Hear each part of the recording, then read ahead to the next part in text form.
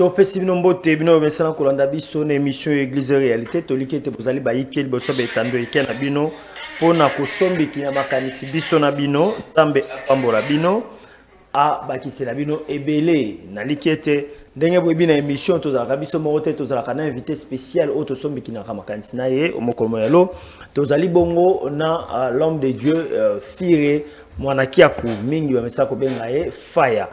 Wazali bongo mokambi ya maison famille royale wazali bongo mokambi ya église ya famille royale na ndete kosomiki na makanisi o mokolo malelo. Shalom et bienvenue l'homme de Dieu. Shalom Papa John. Bonne santé. Oui, ça va nzamba obatela. Voilà, nzamba zo batela na bande ko nyonso tu ba kolanda biso ya mboyi tokota na kati ya masona biso za ko yebisa bangoni. École de guerre ezali délivrance na bango eza disponible.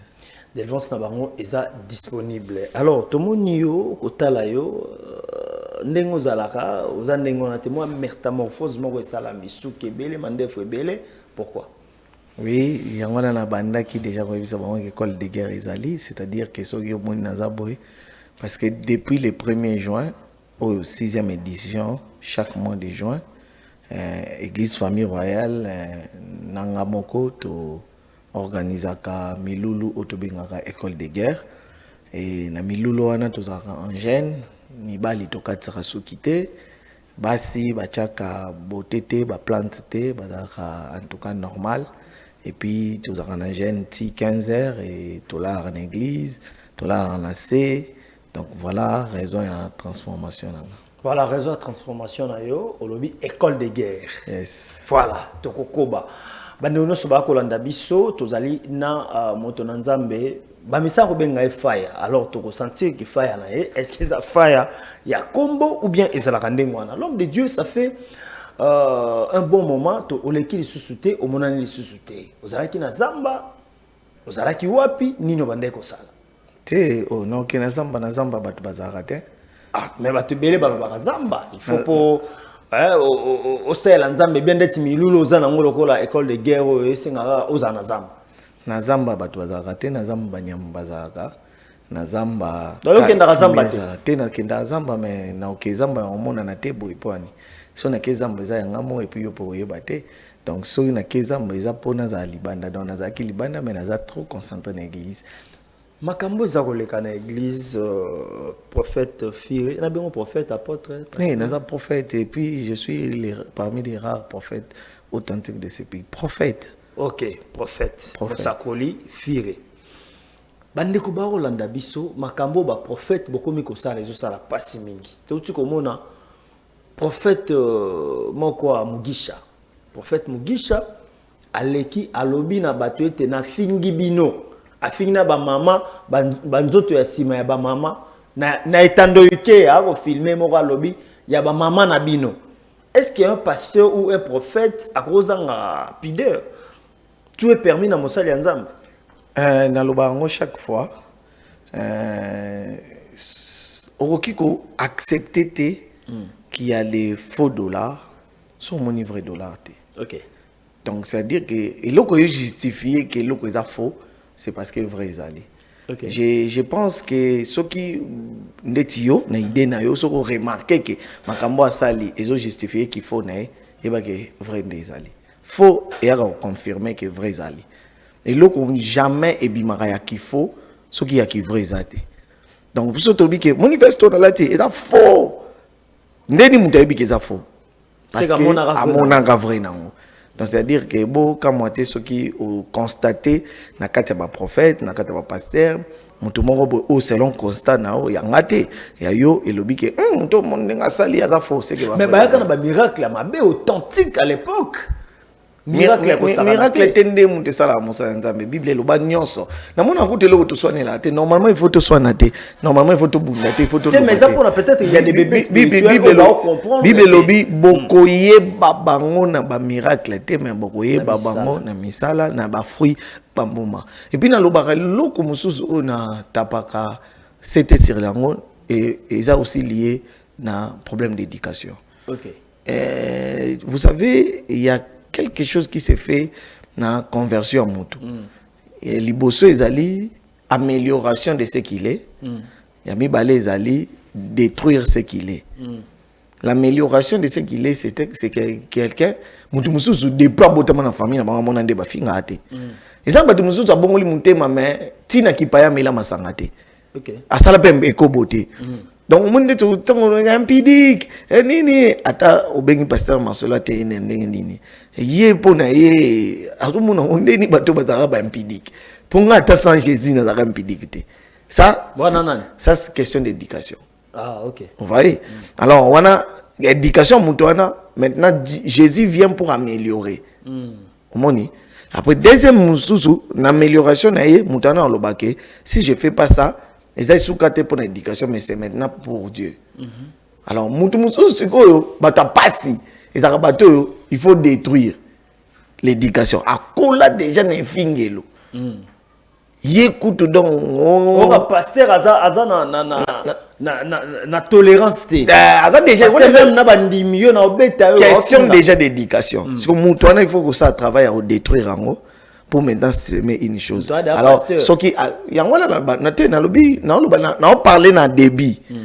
Alors na bando comme en place on a bis. Ce qui ratango na ba affermissement na débit na na gestion ya qui moana parce que pourquoi mon pasteur il faut zakana moana ou bien quand le baka au botem pasteur mais mutunyo so to ko mikolo boyanga na to ban to bana to bolelo bato to zate jour ana to benga ngobi ah ba père wana c'est que ba âge mona biso bato monto bana mona ba père tanto que classe ozomona siko pour nous comme papa c'est que je fais ça moana siko so na ki moana na oya ki molimo au rataki ba ABC ya ba enfermissement ba 4 lois spirituelles ba métanoïa ba biloko wana nyonso to lobaka wana nyonso ba transformation ba changement au rataki yango allez siko to pesio ka matière qui pasteur na molimo na sacerdoce na ko limo ko bima pa batu alors tika na éducation na ale obando limo bimi pa batu na éducation na voilà alors beka obima ngana pumbwaka alors touti komona watu zena ba matanga mibale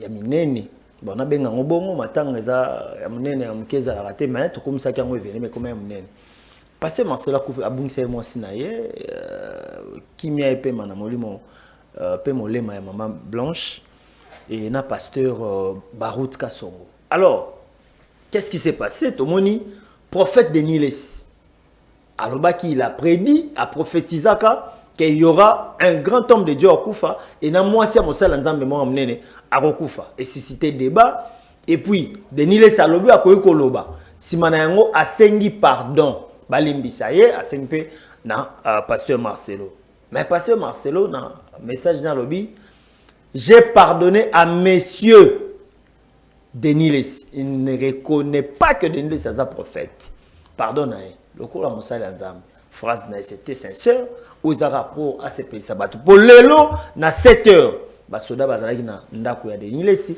na ndako ya maman Roseless. Bon, je ne suis pas Marcelo pour interpréter ce qu'il a dit, mais ce que je sais, je suis mari, j'ai déjà perdu un enfant dans mon parcours. Je peux imaginer les douleurs des pères d'un enfant qui avait seulement 6 mois. Paix à son âme, Tiffany. Aujourd'hui, j'ai des enfants déjà. J'imagine les douleurs que j'avais, mais ce n'était pas ma femme. Et je me mets maintenant à la place d'un homme qui perd maintenant sa femme. Alors, s'il faut répondre rapidement pour tout le catholique, il y a Moussousa Koloba, je dirais que sous ces douleurs, il peut rater de dire prophète. Ok. C'est pas facile d'écrire. Moi, je me poserais des questions comment il écrit d'ailleurs. Oui. Na beti calcul ya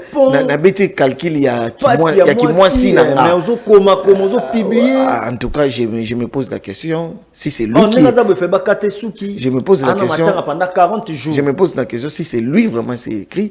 Si c'est lui qui écrit le pasteur Marcelo, je suis fire.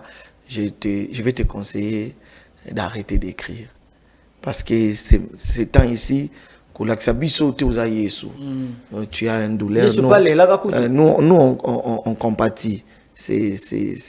Peu importe ce qui peut se dire, c'est quelqu'un qui est parti. Et cette personne-là est chère pour Marcelo. Et je lui vois pas devant un clavier en train de répondre avec les émotions sûres. Je pense que Pasteur Marcelo est malade maintenant. Okay. Et elle est malade. Okay. Oui, cette personne-là est malade et elle souffre. Et je peux demander à tout le monde, je sais que c'est quelqu'un qui nous a beaucoup attaqué, même nous les prophètes. Il a attaqué l'église, il a attaqué, et je crois que lui, il fait ça. Qui a attaqué l'église? Non, non, voilà. Je parle de Pasteur Marcelo. Ah, okay. Alors, il sait pourquoi il faisait ça, il a ses raisons, mais s'il vous plaît, pas maintenant.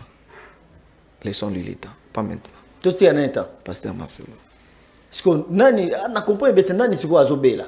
Pasteur Marcelo Azobela, na minute tu es malade. Attaquer l'église.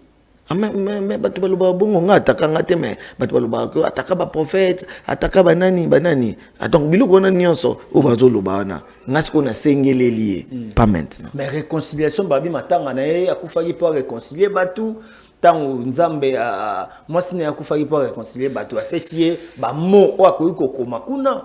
Seul ministère de la réconciliation et les deuils de la réconciliation c'est la croix. De Jésus. Yes. Oh, on a goûté tout ça.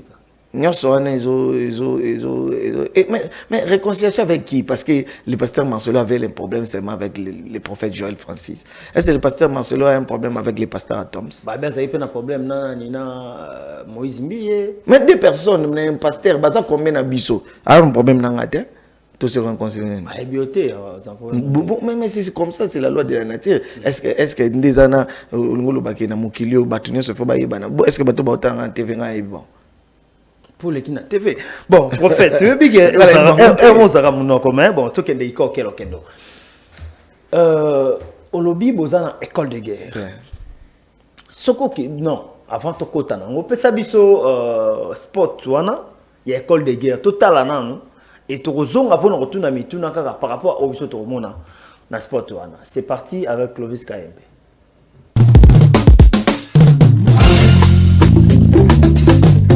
Hey, alléluia. Mwana Congo ndeko yoka yo mutu obaye ba bêtise ya satana na bomo ina yo occasion yango yo epesameli yo. Église Famille Royale Ministry bazali kobongisa 30 jours ya ba prière ya combat ya kafu école de guerre 6e édition. Bongo pona motei ekozala bongo le colonel en fonction prophète Fire Mwanakiaku bakiselaka ye l'air d'Adishu yende mutu akomema biso na ba prière ya kafu. Kasi botuninga adresse du 1er juin au 29 juin 2024 et kozala bongo na temple ya église Famille Royale oyo ezwami na avenue Mayele numéro 12 commune ya Lemba quartier Salongo référence arrêt pharmacie kaka na virage ya Salongo Bim Soum oza mobimba. Kasi otuninga ingonga ekozala di lundi au samedi de 17h30 à 20h30 et dimanche de 9h30 à 12h. Et bongo pona le 30 juin et kozala mobange na clôture na terrain à basket Salongo Chantiningo bilandenge babengaka yango. Shalom peuple de Dieu, je suis le prophète Fire Mwanakiaku, père et visionnaire de la Famille Royale Ministry. Je suis encore venu vers vous cette fois-ci pour la 6e édition de l'école de guerre. Cette vision de combat spirituel et de délivrance. Au bela kaba malade si la kate. Yo ba mari de nuit na ba femme de nuit ba yela kaona butu. Piaka ya ndenge moko ko sakanate. Depuis banda ko luka musala ozwa kate. Ana Famille Royale balobi kutu ambassade des États-Unis là la kapa abiso. Nazana posa na bimama mboka mozo bimate. Viens. L'école de guerre est là, mais seulement cette fois-ci, le Seigneur nous a donné un grand thème, une grande pensée. Cette pensée qui est intitulée « Il a annulé les effets des lois avec leur condamnation ». Mama e loi nini o kangao, loi nini o bundisakao, loi nini o komplikakao, yaka to traité yango. Bokanisi esili, jamais esila bongo. Côté ya bayembi bokozwa frère Paul Bakenda frère Jonathan Yafu bango nde bakomema bana nzambe likolo makasi mpe ekobanda de 15h à 20h30. Ndeko yo mutu oza na malédiction freinage olotaka bandoto ya mabe ba mari de nuit ba femme de nuit yo mutu ozwaka na yo visa kasi osukaka na aéroport ya njili ngonga yango oyo epesameli yo. Oui die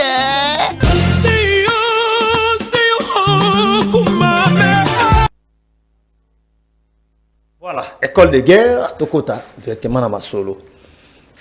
Obi 6e édition, Bobande Kosa, le 40e jour déjà. Le 28, c'est ça que 28e jour. Donc 28e jour. Yes. Donc ici là, dimanche, oui. Na terrain. Na terrain en basket, terrain Gentini Mobile, dans le centre à Lemba Salon. Ok. Obi thème, Boza Kolobezanini. Il a annulé les effets des lois avec leur condamnation. Pourquoi thème wana? Parce que nous avons l'accès.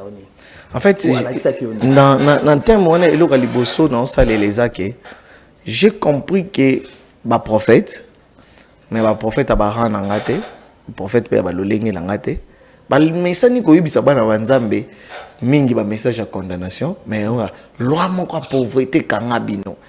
Somme de ka loi moko pauvreté kanga bango aïe aïe aïe aïe. Il faut yamba. Mbango babare. Alors j'étais en train d'expliquer c'est quoi la loi. Il y a combien de types de lois et c'est quoi la condamnation et comment la loi a été annulée et ce que tu vis c'est la loi ou bien les effets et comment annuler les effets. Donc c'est-à-dire que tout le temps par exemple tout le monde dans la famille loi moi pauvreté là la pauvreté ce n'est pas une loi. OK. La pauvreté c'est un effet de la loi de la nature. OK. Tout ça il y aura toujours des riches et des pauvres. C'est la loi de la nature. Maintenant la pauvreté est un effet à la loi de la nature. Vous comprenez? Par exemple, l'idée wanaka. Parce que tant que tu comprendre que pauvreté est la loi T. Parce que loi ici est le moins à péter. Loi il faut que le législateur baya. Mais effet que le moins à péter. Alors tant que déjà le mot limoutou que pauvreté est la loi T. Pauvreté c'est effet. Et Kokozala. Et Kokozala est naturel, mon tata pauvre. Mais ce que vous avez pour ça, vous acceptez en haut. Comment est-ce que vous avez fait dans la vie non? Moi déjà mon tata commis de la morale haut et il peut bien faire des choses pour que délivrance ces là. Et seulement aussi dans l'école de guerre, na lingaka batuba longola hostilité à mon délivrance. C'est-à-dire, comment soit surtout la borne, tu dois passer à la délivrance. Moi, je n'ai pas de démons. Moi, je il n'y a pas de sorciers, vos trucs là. Mais ils appellent plus l'église, il réveille. Mais il faut écouter petit pas. Il y a un combat spirituel, il y a un pasteur, il y a un combat spirituel, il y a un même biloko. Et c'est le biloko parce que il y a un combat spirituel. Parce que ceux qui livrent sont publiés. Attention, les livres, on un combo. Bible titre livre autre temps à titre dans la Bible mais ce qui Bible il a un titre Jésus appelle ça un titre on a bien délivrance. C'est-à-dire quoi? La délivrance ce n'est pas d'abord course aux sorciers, ce n'est pas d'abord que les esprits parlent en toi, ce n'est pas d'abord que tu tombes, mais la délivrance c'est toute action du Saint-Esprit dans la vie de quelqu'un ou dans un domaine de quelqu'un pour apporter un résultat. Mais est-ce qu'on est une délivrance par rapport à Makamusongolo par rapport au total na l'église na bino. Au moment où destruction des hôtels, tu dois sortir école de guerre de la sixième édition. Au monde, ce sont toujours les mêmes personnes de Baya. Comme on appelle Tom Souba, Tom Souba, Kangola, mais Bazoya Kaka.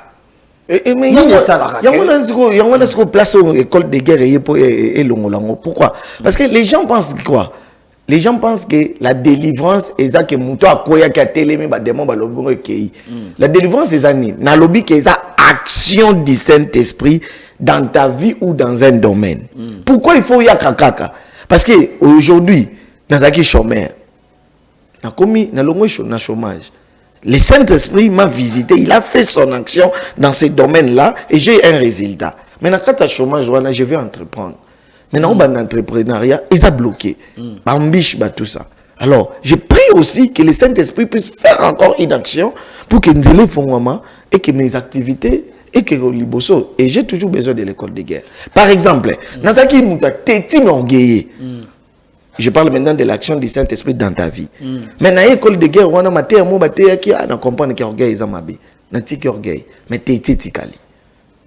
J'ai besoin de l'école de guerre parce que t'es tité sur un gros bon misanga. Et puis même colonel. Il y a une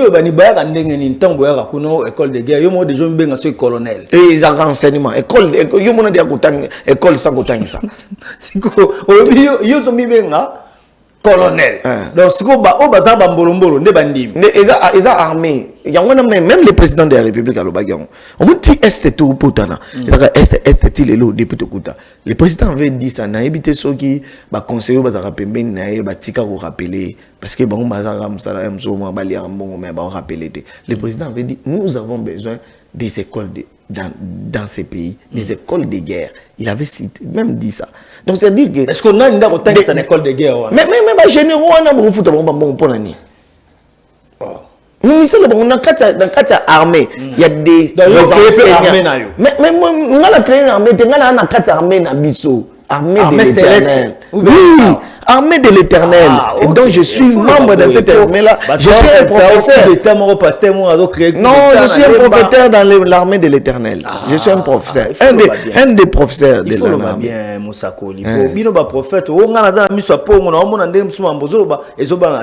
Alors, la 6e édition. Édition est en la 6e. Est-ce que ni beaucoup de temps, ni nous avons oui, il y a école de guerre d'ailleurs. Et là, au qui restreint, il y a une église. Mais cette fois-ci, l'école de guerre est partout. Les gens les suivent partout. Et d'ailleurs, ils ont battu. Ils ont loué Sika dans la place publique. Place solo, les 30 wana. Ils ont loué Sika, ils ont yaka. Message, et les pasteurs de Lemba, tout le monde sont motivés. Hier, j'étais avec les pasteurs de Lemba. Yo, les pasteurs ni. Yo, les pasteurs au Kansani, batama boumine, na manette. Ndobe no pasteur. Donc, on est na yabo na zangi boumine, na zangi la net, na na moto, na za pasteur de. Ozo mo yo critiquer bande ko ba. Bande ko moni John, a tu na pasteur pire. Azo kanisa bato ana mama. Pona ye pasteur a Lemba, oza oli boumine, ana jipa kenda poto. Mais omoni bino ba pasteur bondima na raté po mundi pasteur andima yo ezama olobi to ndima na te mais ngadi ana ndimi ba obayaki wana samba jib na bi ba pasteur na bi te ba frère morombo na bi ba pasteur on déjà que likamano bi to ndima na te eza ba ngo ba fo ba bien te ba ndima. Voilà total on ndenza batambola na prophète Firé pesa biso ele mama okuna total ndenge nini le kaka na maison famille royale na famille royale. N'avez sur notre canapé c'est une maison royale ceux qui payent comme un bon on a venu donc on fait ça les sacoles peut ça monsieur les mains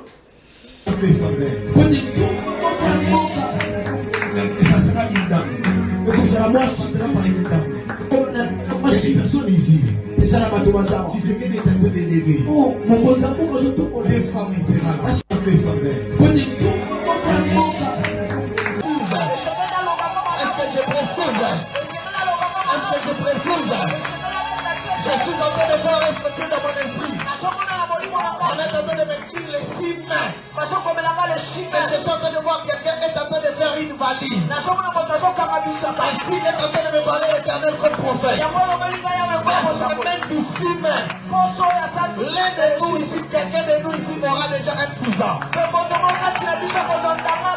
S'il n'a pas de visa, c'est qu'il a déjà un réponse très bien par rapport à son voyage. Je déclare que cette parole soit soutenue. Je déclare que ce soit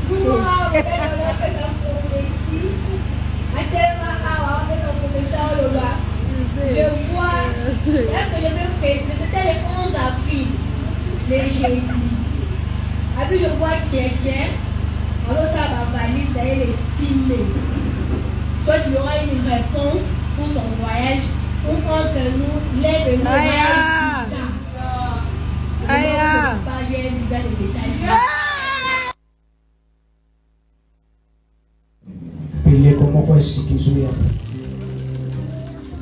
Et dans cette saison, je suis en train même de voir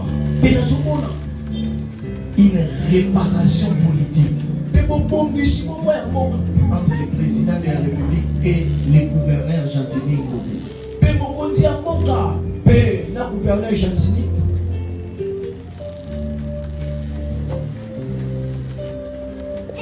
Et je vois même ces gouverneurs-là se positionner dans une bonne position dans ce pays. Il y a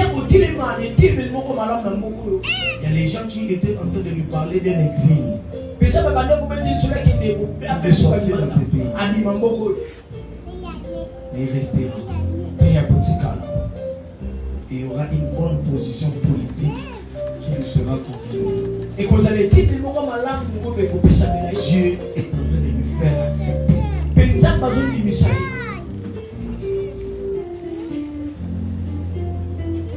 Je déclare sur lui tous les complots qui est sur lui pour qu'on arrête et cela soit annulé.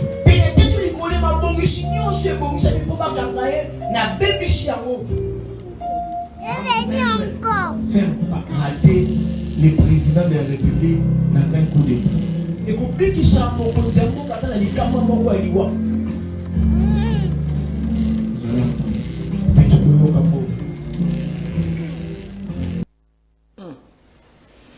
Bon, Faya, tolandi na bandeko na ndako, nakangi trois choses. Les 6 mai aux hommes na mutu, azokende à voyager soit au Kangaba valise. Deuxième, les alliés à Gentini Ngobila, aux en relation bien à président de la République, puis on va dans la position bien en boca. Troisième, les alliés comme coup d'État. Babyloro nyonso, ou lobby a. Ils ont monaki ango avant. Ou bien, ne tout le monde balobi prophète moko pe awa, a monaki na yema ngambwaliwa de ya moi si à Marcelo tena pasteur Barouti. Et kaka moni ndengo mba mo ake a créer mo eloko na ye. Image wana eza na YouTube. Écoutez na YouTube depuis le 24 avril. Eza na YouTube. Image wana. Au monde ko de extrait na. Parce que Barouti ozwangonde na YouTube pour batinda. Ils ont regardé na YouTube déjà. Écoutez depuis le jour où on est le 24 avril. Okay. Et puis bah toi t'aimes bah on bah tiango mbalamon qu'on a bouton na kata YouTube. Oh yozo mono ils a image ya mutayo témoigner. Ils a les 6 mains yenda yozonga. Alors tout na biso ku question. Bo ebi lelo za le 40e biso to yeba te abile to bi les 6. On ba to bagangite abi les 6 mains abi bozo yeba. Le 11 avril pasteur alobaki omona les 6 mains. Et les 6 mois, biso nyoso dans l'église to yebate. Na yo mo pour bosanaki. Nanga mo pe na bosanaki. Auto alobi ke nena bo na uti ambassade des États-Unis. Ça va prophète authentique bazala. Même les 6 mois wana et puis na minito bo monite photo, bo monite à aéroport, bo monite photo hier aux États-Unis. Aza déjà aux États-Unis. Ba betela go li solo te prophète. Même aux monte que to gangi biso nyoso nanga pe ku na ebité na gangi na ebi ku te ko sala ba démarche pour témoigner za moulaye hein. Ils ont écouté l'idée que okende na février année passée, année prochaine. Donc les aïbou normalement il fallait la interview. Mais tout le monde aux États-Unis interview ça il faut que na février. Attends ayoka prophétie on a les 3 mai. Ndenga banota la kilt boy ayo se souvenir ka utaki kilt na uto yebise ke eloko moko ya vie na o ekenda musika nzamba zongi sha mpembeni. Ce qu'on a raisonné abi eloko nini ekenda musika na vie nanga na kati ndako alobi na bande ko sana ba démarche aux États-Unis ba yebisa ngai ke rendez-vous ezate ekei na février na benga na mutu ana na yebisa lukilanga rendez-vous ba yebisa eloko mo musika ezongi abengi mutu na yebisa ba rendez-vous ko ezata bikota nanu kokota kata ko tukuta mama bi tukuti moko ezali za bizwa père aloba le 6 mai bazui na pena yebate akenda tipa bima tout le monde a un kilt mutayeka boy atini message que non j'ai un témoignage tout ce peut te passer micro biso tout au tala ngane ko boy témoignage ni na li papa na ina polo na to kaka bandolo boy biso père aloba le 6 mai biso bani na minito na visa. Okay. Donc bilo ka bongo ko belé na za na bango belé ba Canada surtout pas nga soza pour se voyager surtout aux États-Unis na ya kaisa 2 jours dada donc est-ce que nzamba potana pe na voyage ata yo moko bon nzamba potana na voyage te to moni makamba Gentini Ngobila yo mona ki biloko wana ndenge ya excellence Gentini Ngobila izaki le 24 avril Zaki Koutou, Zaki a monté, Zaki a premier ministre, moi aussi. Zaki n'a pas pris l'éducation, le président est en train de lever une femme comme premier ministre, et puis elle lèvera une deuxième femme qui va faire parler les Congo encore. Moi, on a été. Il y aura une deuxième femme qui va faire parler les Congo. 6-5 ans ici là. À Colombie, ça vraiment Congo. Moi aussi. Moi aussi les choses. Après. Bon, on a le bac et puis Dieu me parlait sur l'excellent Gentini Mobila que je connais pas, et j'ai dit que dans senti que tout autour les gens pensent à l'exil bakangae, mais nzamba yokele mawa, et à cause il y a quelques bienfaits et Dieu ne permettra pas qu'il sorte de ce pays. Il va se positionner et aujourd'hui il est sénateur. Et beaucoup d'État. Et puis avant l'oba, il y a Gentini wana et l'autre loba on va beaucoup combattre les présidents dans 5 ans et dans 5 ans les a quitté côté.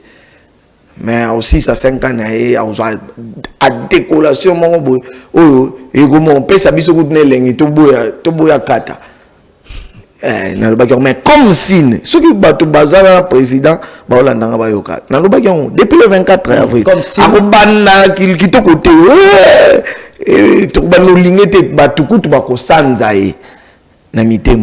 mais n'enga aussi c'est là, on a décollation et on sait là que tout l'ingaku tout a kende.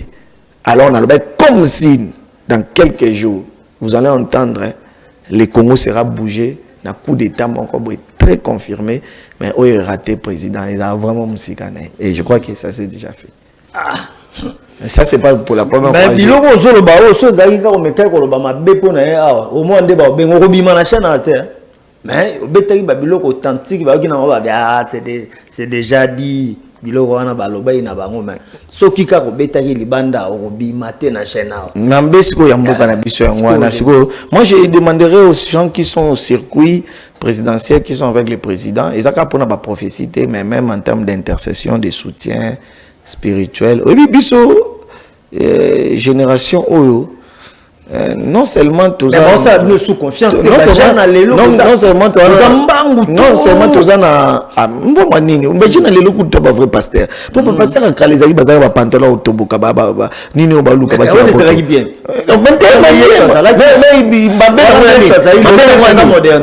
mais soit moni $50,000 akomo luka biloko lokutati bango bato tongo lobake ba ndima biso sute même bato ba baby biso ba demi les sites ba papate délai sa BBC bakankenza wana nyonso otanga bapapati kankenza mutozoni ngatozo ngise na RC mais bazo sa eloko mais ejiba pe otanga eloko te ejiba pe otanga na papati azo sa eloko te ti siko otangi de mwana dodo kamba mwana aza papa mwana nanga aza papa au début quand moi bande église lelo dodo kana otanga bande église biso to ke classe na école primaire bon nanga na yo to ke école primaire Tengate. Oh, Vamba. Tu n'as pas école primaire. Donc, comment mon aîné a 10 ans de ministère.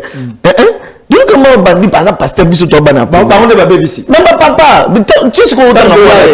Tu sais quoi autant moi na te. Pour nini? Ba bana ina ba couper, ba nini. Si on ndeti ba OK ba voyage te. Mogisha mwana. Mogisha mwana. Oh, mon elongiana za mwana. Si on a déjà né naza boy, naza na président de l'église nanga. Naza na député te. Naza ta directeur mon côté. Nous avons un jeune monté au coordonnateur principal ou bien de la banque. Mais nous voyons des jeunes qui n'ont pas fait du sud, dans Mitouka, dans Bakou, dans Sima de $50,000. Beaucoup de la présidence, notre président, nous avons $50,000. Et c'est le liboso pour nous, nous avons le président, nous avons le local pour 100 présidents, dans Sima de $50,000. 100 présidents. Je crois que ce président soit coûte à 50,000 normalement coûte des amonga mouké na qualité président pour déjà 100 président c'est moi mais bien babila ba prophétie bozolera pour soukanango enveloppe bien ya mais enveloppe wana et ça problème parce que bato baza ba président te ba pesa biso ba enveloppe nous mona uzangi loba parce que mutaza président te pesa nga des enveloppe papa yo yebi naza piéton te naza nini te mais na bandeli lio na église nanga ngande naza boy na yeba ni atana ministre te naza atana ministre te na yeba ni ata cher butu na ba cher ministre naza atana cher ministre mo te na yeba naza atana DG mo te na yeba ni na kana ba mana nanga mais nzambo anga ezali ke 50,000 déjà na simba chaque année na kenda vacances so nini sali ke nzamba longwe pa bato wana se nzamba sili ntisi ko na lobi te nzamba longwe pa bato te mais bato wana ndeti bo ba denile se ba BBC na ngina lobaka ke bato baza permis na président ba comprendre qu'il y a une génération de jeunes qui ont cet amour du pays, qui ont les âmes derrière eux, qui ont la passion de faire quelque chose et qui ont un esprit de sacrifice et d'intercession, qui peuvent être là, intercéder pour le président et intercéder pour la nation et Dieu répondre. Ok. Netinga mikolo nazo ça strictement intercession assemblée la pasteur Marcelo. Ah, bon année. On est bicho za malade, ça un problème. Mutazo koma na français na ya bien azo koma kitoko. Yete muta koma na ndi. Bon année azo koma. Bon, ngayo ki kama français ça te donne un PC conseil mais j'ai pris pour lui. J'ai compati pour lui. Voilà, merci beaucoup Tozana Mosakoli Fire Mwanakiaku Fire. Naende tozo sombiki na makanisi. Déjà le 30 juin au jour à indépendance. Pourquoi jour à indépendance doche mililu mineno na salongo et déroulement na ngo salamandeni. Ils ont déjà activité de délivrance. Or délivrance c'est la liberté, c'est l'indépendance. OK. Donc voilà pourquoi les 30 ils ont une indépendance spirituelle aussi pour certains. J'ai commencé cette vision d'abord moi-même. Donc quand j'étais frère, chaque juin, nous avons un gène de prière de combat spirituel personnel. Alors on a salle 6, on peut les 30, on a tika kande na salle. Alors quand j'ai commencé l'église, j'ai pris cette vision qui était personnelle, que j'ai vu de délivrance et d'impact sur moi. C'était ma propre vision et j'ai amené ça à l'église. Okay. Moi je sais, Dieu ne me dit pas tout. Okay. Dieu m'accompagne dans ce que je fais, même s'il Monsieur Président en conviction na yo. Oui, et il accompagne. OK. Alors, ils ont le rôle gouverneur de la ville au Tozui. Papa Mbomba. Il ne doit pas entendre tout que le président lui dit. Mais il y a le président qui dit Mbomba, talent na bumbu. Bon, c'est le grand tout ça, bon, ici. Mais il y a mon qui est bon, ça na bumbu. Et le président salue. Le président est kaka à inaugurer. OK, à inaugurer. Alors, Batu Bakoya Mukoloana. Oso bengisa banani. Le 30 juin, oso bengisa banani. Ben, invité le bossé d'abord pasteur. Ba royo kamakambo yo ezo compliqué ba vie na ba biso nyonso banananga to yana to yo kamakambo et puis deuxièmement il y aura la présence d'un père, celui qui est mon père spirituel, d'un grand, le patriarche de la portrait Tambulukoki.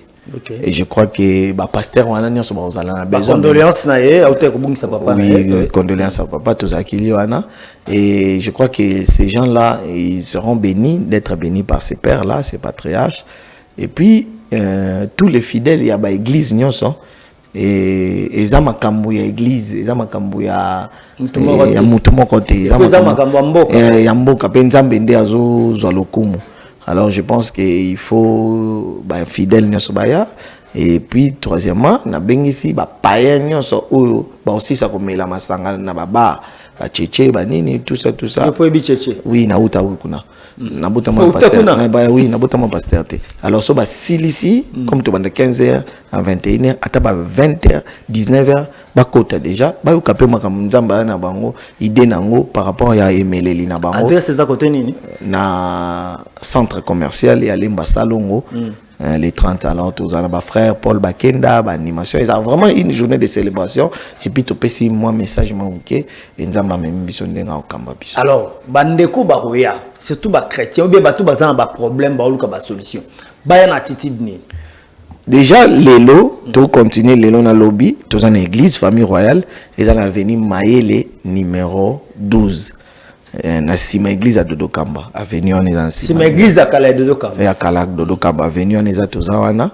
et tous aussi les lots Tozawana 18h ti 20h30 lobby pe Tozawana 18h ti 20h30 et puis dimanche nde to bimi libanda donc orazoya ata otikal na suka yeba ke mwana tsuka pe ya kape mingi yaka olia au etikali et puis au sentir que tant au lié au koyoka elengi et puis au zupe santa malam.